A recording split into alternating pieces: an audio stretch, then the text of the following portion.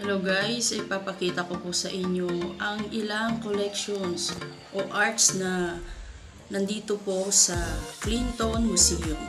Ayan yung old base, tsaka yung telescope. Kauna-unang telescope po yan guys. Ayan.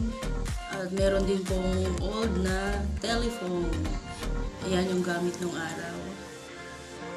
Magaganda po ang collections ni Clinton po anibersaryo guys, at meron din po siyang telescope din na isang klase pa. Ayan, magaganda po yung mga collections niya guys. Then ayan, meron din po mga cameras na gamit po nung araw po yan. Yung mga ano niya, magaganda po guys.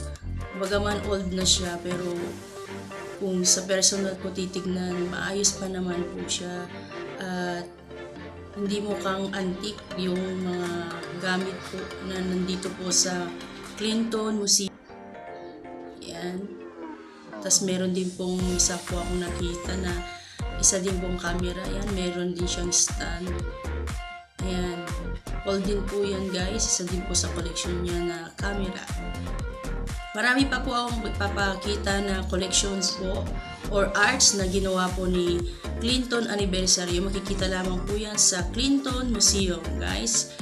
Salamat po sa lahat po ng sumusuporta sa aming pong munting channel, Perfect 7 TV. Please subscribe, like, and share. Thank you so much po guys.